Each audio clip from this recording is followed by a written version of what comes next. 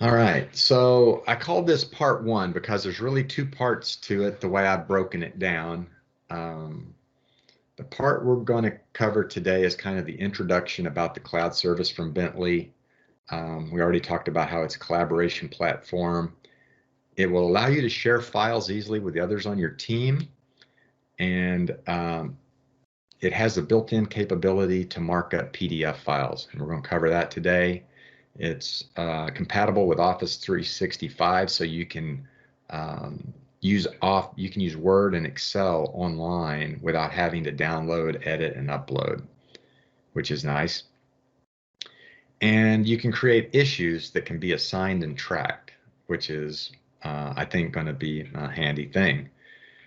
The part two, which is not going to be covered today, talks about deliverables management, and that allows consultants to submit packages for review, and then you can use the same tools in your team to mark up, send back replies to the consultant or contractor, and these packages can go either way. There's also functionality to request information, and there's also functionality to send general correspondence that's maintained in the project, so you can always go back and see it. So that's part two, and we'll do that later. Plan that after we finish today. All right, I just wanted to throw out a few details first about logging in. Anytime ProjectWise 365 asks for your user account, they're talking about your Mo.dot email address, the full email address. And this is all browser-based, so you'll be doing it in your internet browser. And anytime it asks for your password, it'll just be your normal Windows password you use here at Mo.dot, the long 12-digit thing you have to type out. I want to talk about web browser requirements. A lot of times when you click on things, it will automatically open in the browser, and your computer makes the choice which one it uses because it will use your default. So if you get an email with a link to ProjectWise 365, it will open in your default browser. Google Chrome is good. Microsoft Edge is good too. Internet Explorer that comes with all the department machines is terrible. It works quite a bit of the time, but there's certain functions that just don't work right, and you'll think it's your mistake or something's wrong, but it's really Internet Explorer, which is really an obsolete browser. So my recommendation is to switch your default browser to one of these other two. Firefox works as well, but Chrome and Edge are the preferred. Edge comes on most of our Windows 10 machines, even though I don't think they provide an icon. It's usually there on most Windows 10 machines. I wanted to show just a slide or two to show how to change the default browser. If you want to do that, you just go down to your start menu that you're used to going to and start typing default apps, and it will pop up at the top. And there's this app to do that, and when you open the app, you'll choose web browser down here, and you'll pick the one you want. And I have several installed, so I can choose which one I want to be my default. But I would try Edge. That's probably a good choice. Even though our Edge is pretty far out of date, it still works. If you have Chrome, you're welcome to use that as well. And Internet Explorer will work on most things if you have nothing else to at least get started. So how do you get involved in a ProjectWise 365 project? Well, your PM will invite you to the project, and you'll receive an email invitation. And if you view that, click that view button in that invitation, you'll be added to the project. That project will not be accessible to you unless you accept it in that email. So for these projects coming up, Christy will add you to the project, and then you'll get an email. Your email will look something like this. It will give you a little introduction, and you click the View Project button, and that's what will get you going. And I sent out some invitations to some of you. Chris is working on getting you guys all added with user IDs so that that can happen. And I created a sandbox project and invited some of you. So some of you all will already have an email like this in your inbox. Once you click on that view project back there, your browser will open up and you'll end up with a place to type in your email address. And this is what I was talking about. It's wanting to know who you are, and you can type in your full mo.email address there. And so I was saying, try this later. Some of you will already have this invitation. We'll work on the rest of you all to get you invitations as soon as possible to the Sandbox project, which is a playground type project where you can do anything you want and you don't have to worry about messing anything up. Here's the project I created. I called it Underbar Test Southwest District, and it says trial on it when you see it. So the two giveaways there, that it's you know, a place to test things and not worry about it, is that all the test projects we're making start with Underbar Test, and then we're setting them to be trial projects, which will give them this little emblem as well.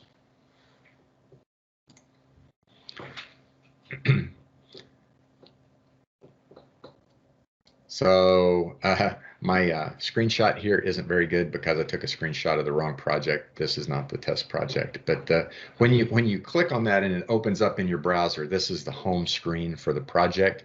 You'll see the name of the project up here in the tab, and this is a trial project, but this isn't the one that I've invited you all to.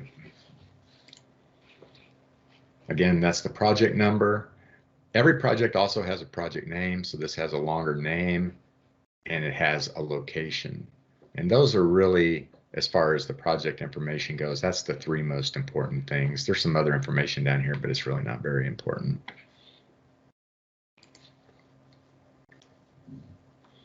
Whenever you're in ProjectWise 365, clicking this tab up here with the project name will always bring you back to this main page. So if you're down in another service and you're kind of lost, or you want to go back to the beginning, just click here and it will bring you back. So next to the project area details are the team members, and you can scroll through this, and this will show everybody that's in your project, which would be your core team.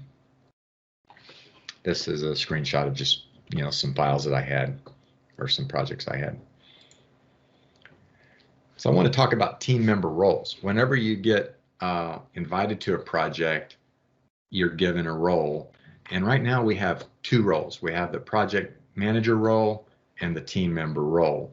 And the main difference is that the project manager can add and remove team members to the project. And there's a few other things that the project manager can do, but for what we're talking about today, that's really the main difference. All team members have access to all the information in the project. So remember that when you invite people, that they will have the ability to see everything. So the reason I bring that up is because you could invite a non-MoDOT person to the team. You could invite a consultant or someone else that has a ProjectWise 365 account into your project, and that would probably be a mistake. Something that one of our best practices is not to do that, because they would be able to see everything in your project. There's other ways to share information with them. So the next area over here are external organizations. And like I said, everybody that's in the team member side is like inside the fence. We can all see the information in the project. All the external organizations, and we'll probably have one on this project, and it's possible to have more, but I think on your project you'll have the design consultant over there. That's someone that you can send and receive deliverables from and to, that kind of thing. You can do general correspondence with them, you can request information, but they cannot see anything inside your project. This project that is a test project that I'm part of has, I don't know, it probably has 10 or 15 different external organizations, and that's possible. You could have whoever you needed out there that could connect that way. Also, our projects are going to be, I would call them fairly small. We'll probably have on the order of 10 to 15 people maybe on our teams. This cloud service is capable of handling hundreds, probably maybe even thousands of people. This is used on large projects, so don't worry about inviting too many people. So once we get past the top row, we're down into the services, and this is where you actually do things. Today we're going to talk about share. We're going to talk about deliverables management. No, we're not. We're going to talk about issue resolution. Deliverables management is part 2. And deliverables management also has some issue resolution functionality in it as well. So now let's talk about how to open the ProjectWise 365 services if you're not doing it through the email. You can always go back to your email and click on your project and open it from there. But another way to do it is through the connection client, and Chris is installing that if you don't already have it. Some of you folks with Power Geopack already have this. He's going to install the connection client for you, and it's down in your tray, and I have a screenshot of it here, but I'm going to hop out just for a second. Can you guys see my desktop?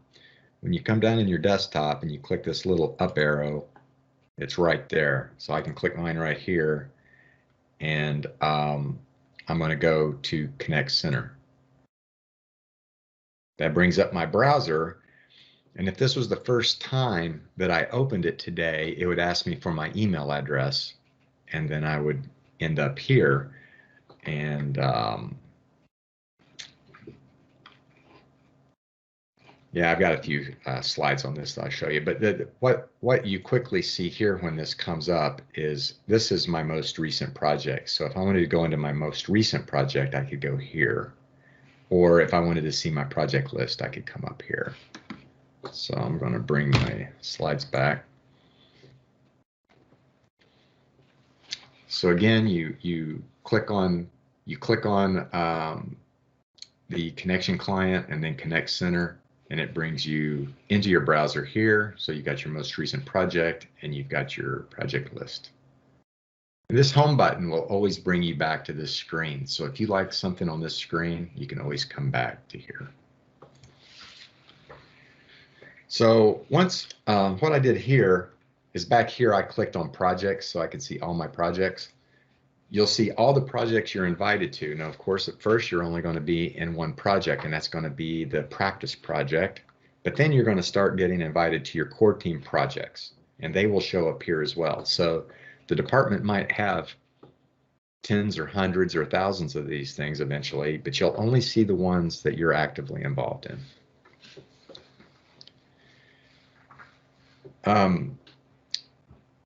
And you'll also, even more important than that, you'll come into your favorites list. So at first you won't have any favorites. Let me see what my next slide is. Okay. When you first come into this, if you don't have any favorites, you're going to come into your recent list, and it's going to show the projects that you have kind of in the order that you've been in them. But if you click the favorite stars on any of these, when you enter this screen, it will default to coming into your favorites. And if you come into your favorites, you're only going to see the blue ones. And then if you want to see more projects, you can click on recents or all of them. Of course, when you only have 1 or 2 or 3, it doesn't really matter, but eventually this will probably become important. You'll also notice that there's projects here that have trial on them. Those are our test projects, and they also start with underbar test. And I'm in a few that say external. That means that someone has invited me into their project from an external organization. So any of these columns, like project number, project name, can be sorted by clicking the column heading.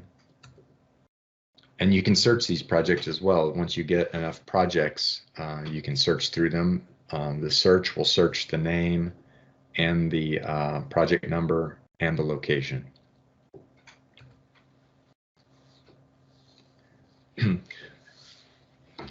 Just to let you know, eventually these projects will accumulate, and the project manager at some point in the future can make these projects inactive so they no longer show up on your list. And whenever you search for projects, there's an option here to include inactive. So that means that if you had a project a few years ago and it's inactive, you can still search for it. And you can search for as little as one letter. So if you search for J, you're going to get a lot of projects. All right. Any questions on that? That's kind of like just getting in, looking at the project information. The next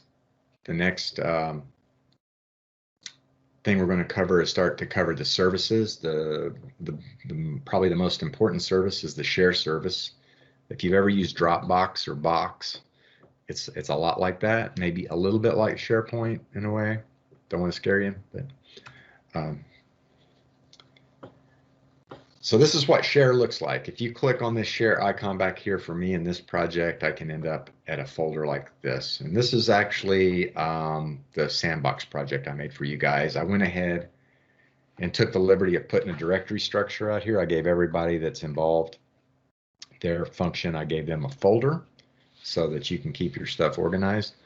And we're currently in the home folder. If you look up here at the top, it'll show you, and we can create folders in folders so you can have a directory structure, and this up here will show you where you're at.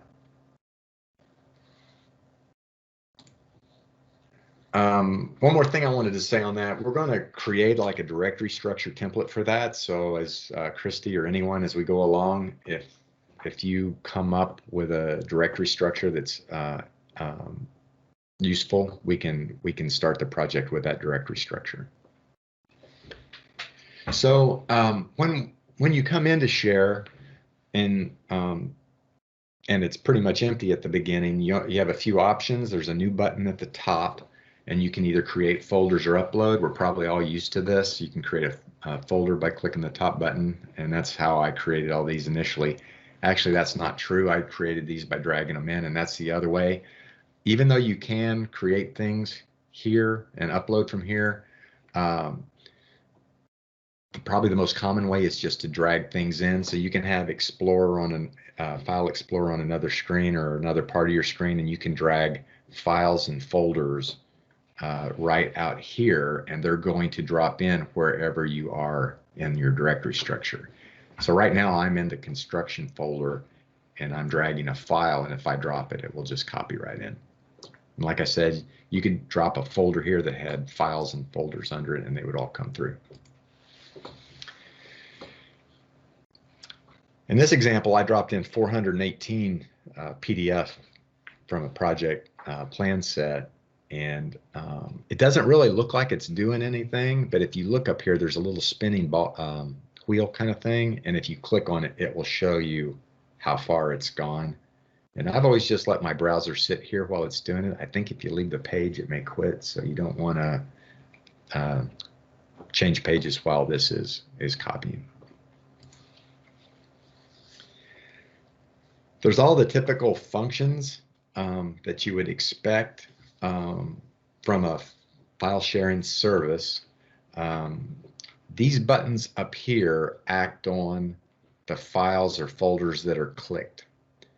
So, and this button up here at the top will check them all or uncheck them all. So basically, if you want to download multiple files or a whole folder, you can click it and come up here to the download button.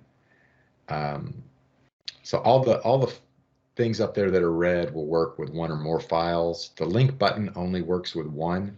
So if you click on a single file and click the link button, it will copy the link to your clipboard, and you can paste it in an email.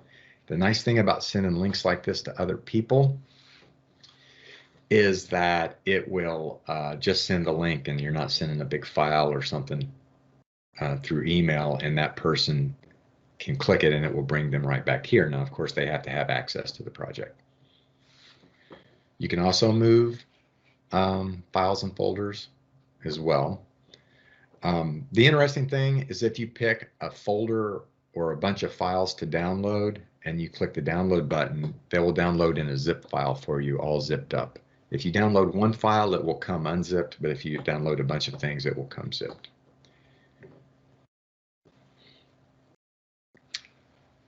The search button over here will open a search pane, and you can search the current folder and every subfolder inside it.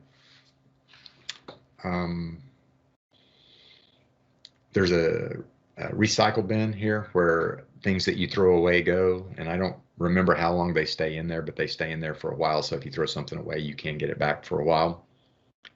And there's a button here that opens an information pane about your file on the side. We'll probably see that again here in a minute.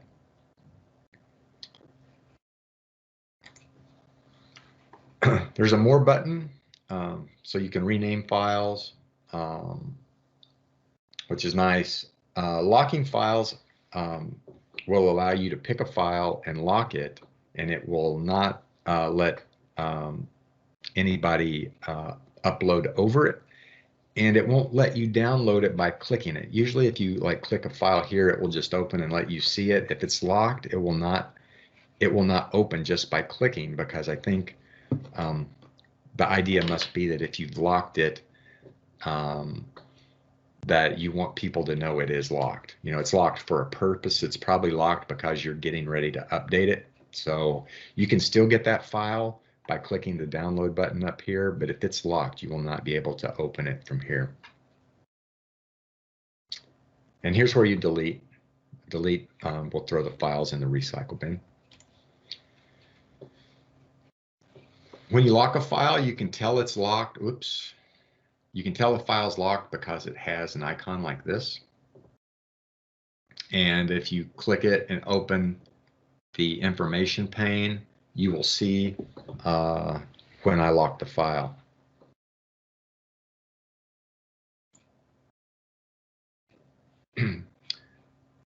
Here's a good thing to show you that this icon here is what it looks like if you've locked the file, and this is what it looks like if someone else has locked the file.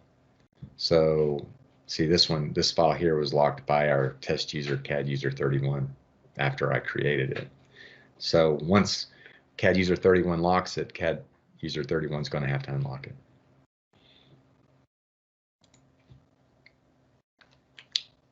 If you're just working with a single file, all these functions are over on the right, so you can do all the things just by clicking the triple dots over here.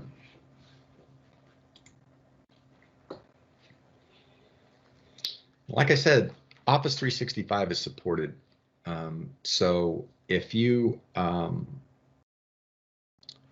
click on an Office file, like a Word file or an Excel file, it will open online in the browser, and you can edit it, and it will keep track in an audit trail of what was done with it.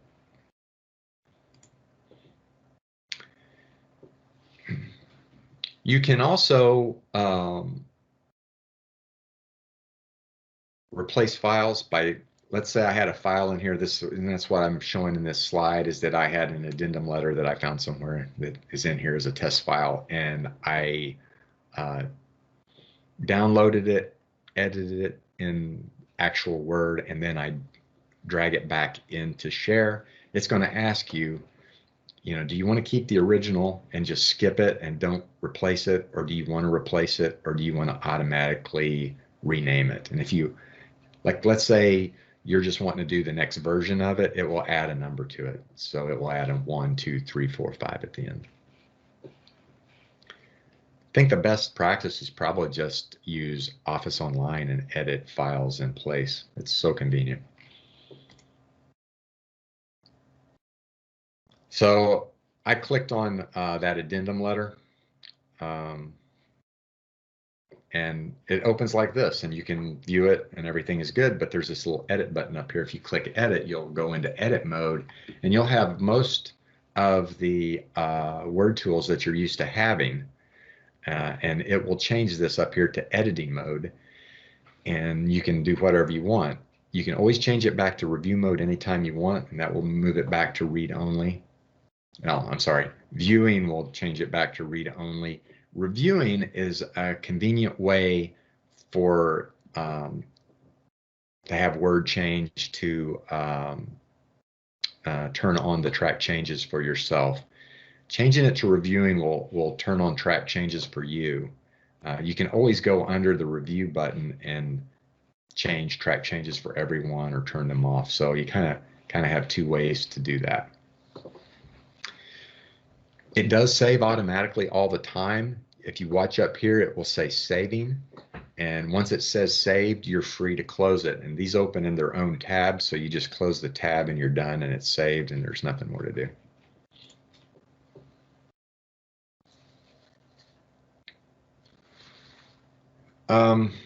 Any questions on any of that? Just flying through this, but I think it all probably makes some sense once you guys will be able to get in there and click around on it. I want to jump into the PDF markup tools. This is probably the best thing that it has available. If you, I'm just going to hop out just for a second and go into the project. Come down. Oh, I didn't go into the project. I want to go into the project. Go down to share. This is how I would access all the shared files. And then I'll go into construction because I have a few files in there. To go into Office Online, I would just click this file.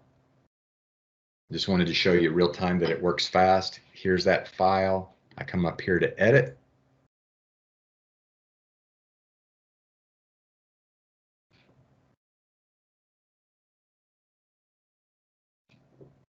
And there it is. And I can, you can start typing some stuff in and see it'll start saying saving up here. And when I quit, once it says saved, I'm good to go. I can close it and I'm done.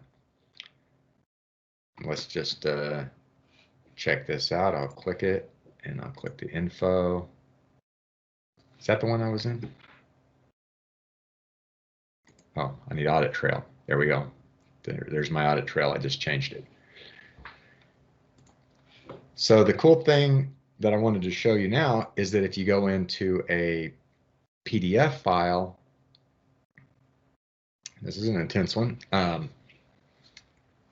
it opens in the Bentley PDF markup tools. So you'll see that there are some functions up here that will let you mark up this file. There's view tools, annotate, shapes, and insert. So I can go to shapes, pick the cloud tool, get the tap cloud tool, and start going to town, right? So that's the idea. So I'm going to go back to my PowerPoint, and I'm going to show you how these tools work. So the PDF opens up with the view tools enacted. So you'll be able to zoom in, zoom out, and all that kind of thing. And I've changed here to a contract document, a text document, but that doesn't matter. The icon on the left will open up a thumbnail pane, and that's not very useful on a plan sheet that just has one sheet in it. But on a document like this, it's pretty neat because you can go down and see all the thumbnails and pick on those as you want to open them. The next button will show you all the reference files that were part of this PDF plan sheet. Doesn't seem like you can turn anything on and off, so I don't think this is very useful, but it's there. And the next folder shows you all the PDFs that are in the current folder in Share. So if you're in a sheet or you're in a document, you can scroll down this list and directly go to another PDF without having to come up here, close it, go back to Share, and open a different one. So that's really quite handy. The next button does things like rotate and single or double page and all that kind of stuff that we're used to seeing. We also have zoom in, zoom out. I don't know if I cover those. Pan will just let you drag the PDF around on the screen. And select is probably the most important tool because you can pick markup that you've placed in the file, and that will allow you to either edit or delete it and access all the options of it. So let's just jump into marking up. The first toolbar is Annotate, and the first tool is Highlight. You can see I've gone in here and I've highlighted some text. And you'll also notice that you'll see it in the thumbnail. You can underline, so I've underlined some stuff here, and it's just as simple as clicking it and holding your mouse button down and dragging. There's strike through, as you'll see here, and I didn't mention, but each one of these options has color options, and it also has opacity, where you could make this whatever percent you wanted so that you could see other items through it better. Some of these tools will also have settings for line width and all that kind of thing. Squiggly up at the top. There are tools for putting little notes in, and this really doesn't do much, so I don't recommend the note tool. There's really no note you can type on it, which I don't understand. There's a free text tool, as you see down here. You can put text of any size, any color, anywhere you want. You can place rectangles, and then there's the Freehand tool, and you can see I've done it here. This has like opacity of about 50%, and these down here I think are 100%. There's a little bit of duplication in here. When we get into shapes, you got freehand again, you have rectangle again, you can also do ellipses, you can do polygons. And the way you close these polygons is you double click on the last, let me try it and see if I can explain it incorrectly.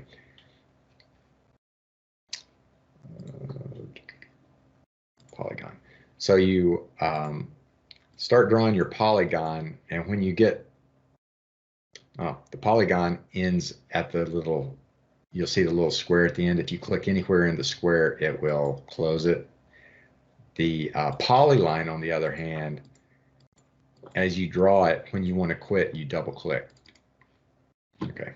Took me a little while to figure that out, because that's not exactly how the CAD stuff works.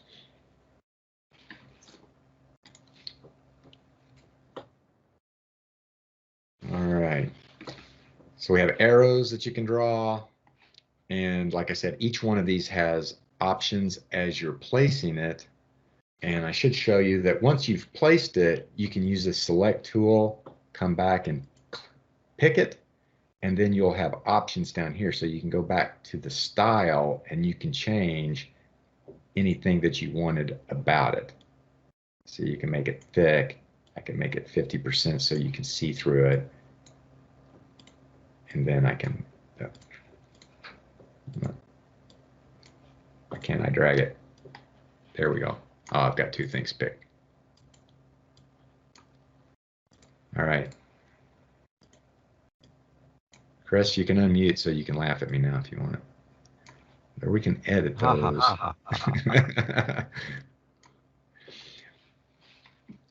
Anyway.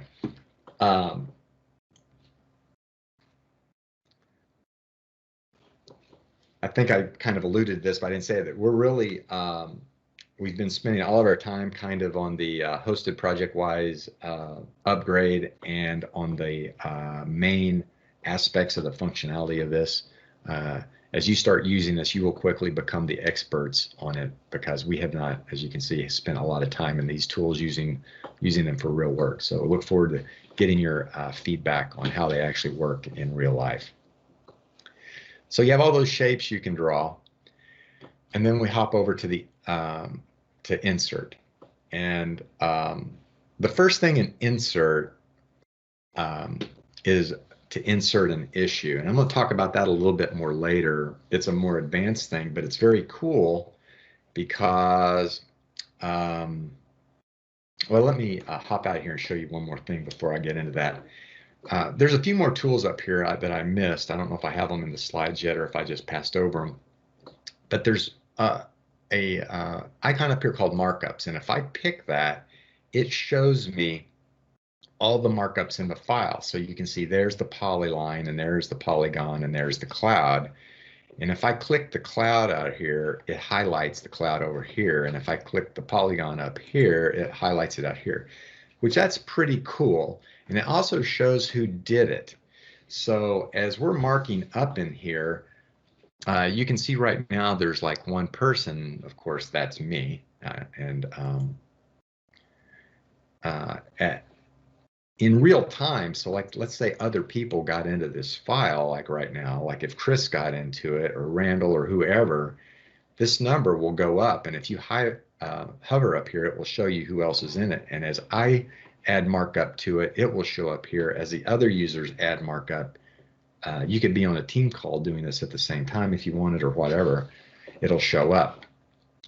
So right now you can see that I have 3 pieces of markup in here and I have a create issue. So this means that any one of these pieces of markup could be promoted to being an issue. Well, I'm going to come back to here. This is another way to make an issue, and that's what I want to talk about real quickly, is you can click on this here and drop this little circle with a flag, and that's a way to make an issue that is just a different symbol for an issue. When you drop it out here, it brings up this publish issue dialog box that you can fill out. So you'd give it a subject name, a due date, you can assign it to folks, you can add a work state to it, and eventually you'll close it. I'm going to talk about that just a little bit more, but this is a really neat part of PDF markup.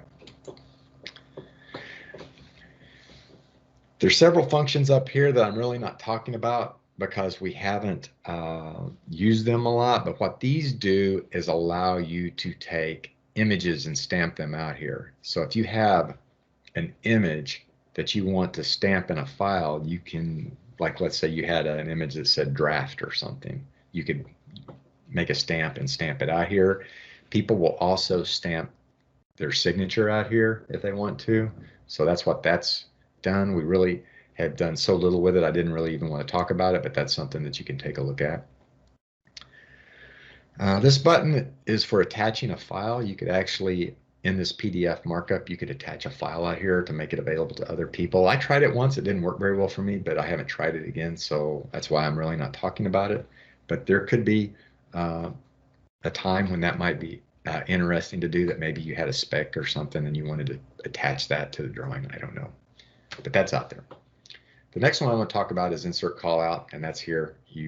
When you do that, you just drag out here and you end up with a arrow with a little leader line, and you type in the text you want. The next tools are kind of interesting. They're measure tools, and when you click on the measure tool, and the first one is measure distance, this pops up, and the way you measure is you drag out there on the PDF, which is probably kind of paper units. But it's going to put a dimension out there for you, and it's going to use color and opacity and thickness that you can set, but you also need to put in a scale. I think by default it's 1 inch equals 1 inch, so you're going to be measuring inches on your paper sheet there. But I changed this one to 1 inch equals 50 because that's what it was. I changed the precision to 1/10, and I went out here and I just roughly drug between these two, and it came out pretty close. It's kind of cool. This measure perimeter, instead of just being click,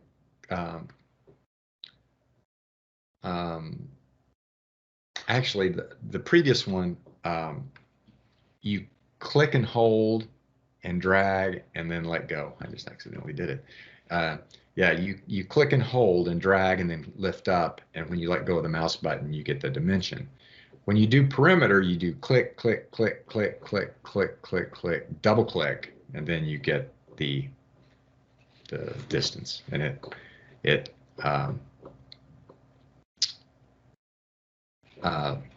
puts it in the file, and also down here it kind of displays it. So if you go back out there with your select tool and select on that again, on this element here, it will also show you this again. You can also do areas, polygon areas. I'm getting it in square feet. I don't remember if you can do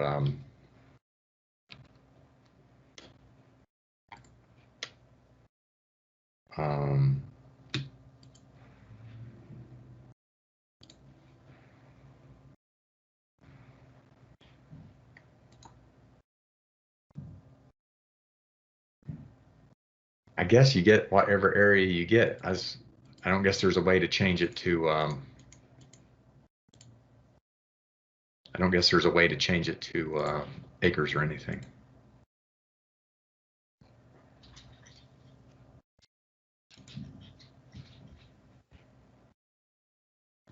Bummer. Okay. Yeah. See, that would be handy if we could figure that out. Yeah. Somebody remember that, and we'll put that in as a request. The nice thing about it being a online service is that they add things all the time. You know, there's no software to update. All right. The next one is an ellipse, and then rectangle. This one's kind of weird, and usually you can figure out what they're going after, but this is count measurements. So basically you put little checks in them and it tells you how many you checked. So I don't know the purpose of that.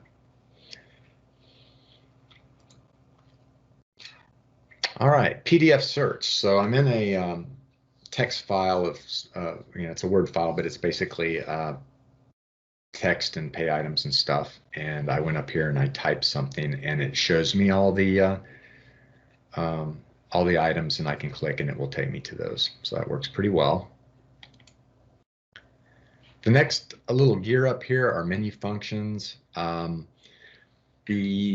main thing to say here is that when you download from inside a PDF like this, you actually get all the markup. So if you have a marked up file and you want the markup, you need to download it from inside the file. If you download it from share, you're not going to get the markup. Maybe I should show that right now before I forget. I may have already missed the place I would have done that. If I go back to share and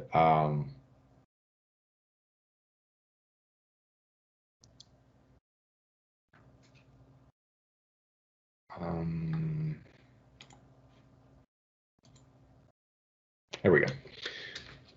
It hadn't refreshed. You'll see here's the one of the files that I was in marking up. Whenever you do markup in share, you're not actually changing the original PDF file. If that file happened to have been signed by someone, it's still valid because the file hasn't been changed. It creates like this little companion file with the exact same name with an XFDF extension on it. So if you come out here to share and I downloaded this PDF file, it's going to be just like it was at the beginning because all the markup is in this file. But if I go into the file, the PDF, and I come up here and I download it, I'm going to get all the markup. And it's been my experience that when you download it in this method, you also get this information too. You will still know who did each markup piece.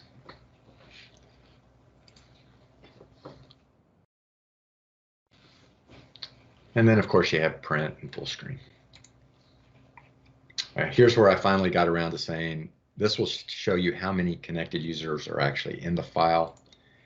And like I said, those are real-time markups. So as you mark up, other people will see it, and as they mark up, you'll see it. Here's where I actually talk about, so you have this in the PDF, that this second file is the markup file. And if you come out here and you delete this, all the markup is gone. So keep that in mind. If you mark up something and you're like, I didn't want any of that, you can just come out here and delete the markup file. Here's again where I'm showing that in this particular file, there's all these different markups, and you can click on one of these and create an issue if you want to promote that markup to an issue.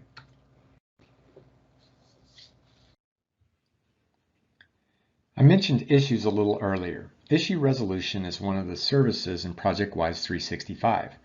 For now, we are primarily focused on issues in PDF markup, but issues can be created as part of the submittal review process and also on their own.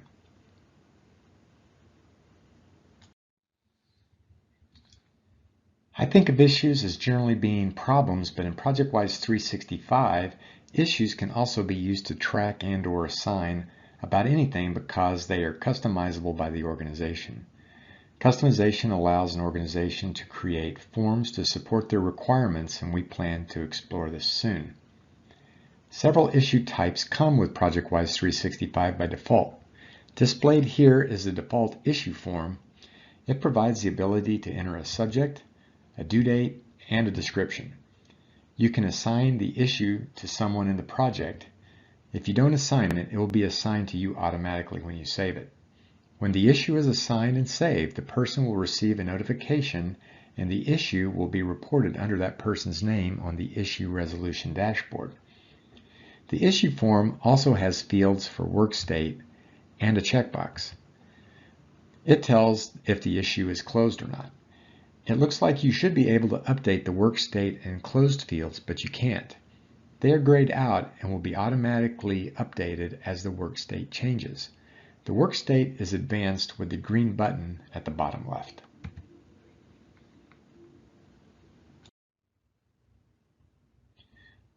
All issues go through the same work states before the issue is closed. They are open, assigned, review, and approved. There is also rejected and voided. The initial work state is open. This means that the issue has been created, but nothing has happened yet. To change the work state, someone on the team selects an option on the green button at the bottom left of the issue. The down arrow provides other options. In this case, we can void the issue if desired. The person changing the work state can be anyone on the project team with permissions. An audit trail is always maintained. Voided is used to eliminate an issue if it's not needed. Closed issues can be reopened, and you can always send back an issue to the previous step.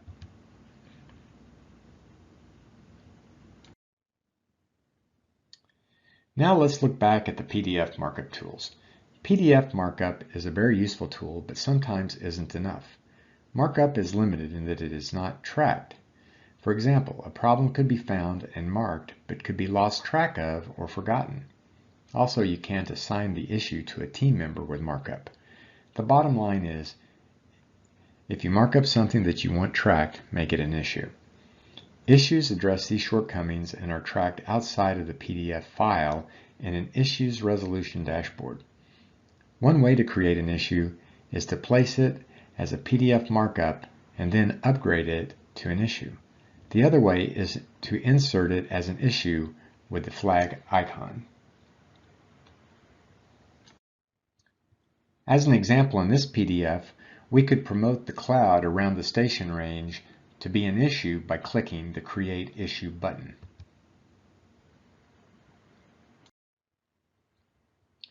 When you create the issue, you can select from several types. The issue type is selected at the top and determines what form is used. For now, don't change it. Leave it set to issue. As we have already seen, you will enter a subject, due date, assign it to a team member, and enter a description. When issues are assigned to a team member, an email notification is sent. Clicking the button will take you directly to the issue. Here's another PDF.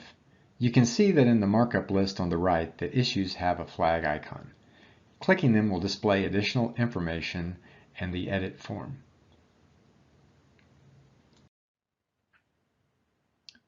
Issues also have the option for team members to reply.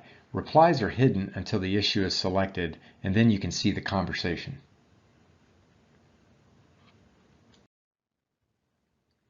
A PDF can have a lot of markup and be overwhelming. Select the Filter button for options to control what you see. Issues can never be deleted. Once they are closed, they will no longer be listed, but you can turn them back on in the filter by clicking the filter icon. You can turn regular markup off and on, which is called annotations. You can turn issues off and on, and even get more granular by specifying draft, open, or closed issues. You can filter by who the issue is assigned to, as well as the issue work state.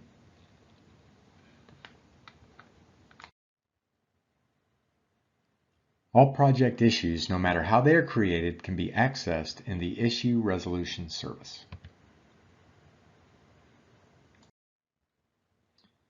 There's a dashboard at the top of issue resolution, and below it, the issues are listed. The dashboard also serves as a filter, and you can drill down to see issues by assignment, work state, etc.